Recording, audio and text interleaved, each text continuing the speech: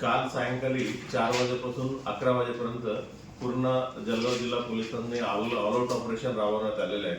All out ऑपरेशनमध्ये नाकाबंदी, गुन्हेगारांचा check आणि इतर अवैध धंद्यावरती कारवाई करण्यात आलेली आहे.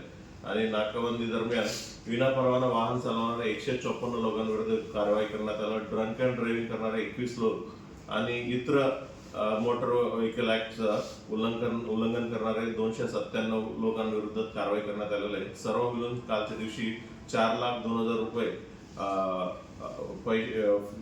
फाईन जमा करण्यात आलेलं आहे.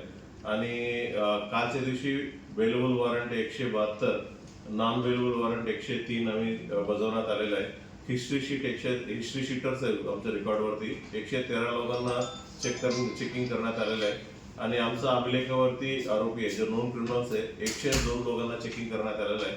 आणि तडीपारी झालेलं 32 लोकांना चेक केलं, त्याच्यापैकी 4 लोक मिळून आलेले आहे.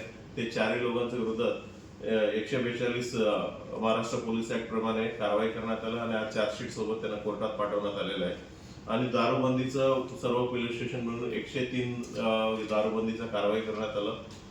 जुगाराचं 41 कारवाई करण्यात आलेलं आहे.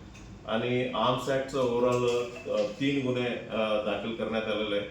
NDPSचं खास करून सर्व कन्झम्पशनचं केसेस आहे 20 केसेस करण्यात आलं.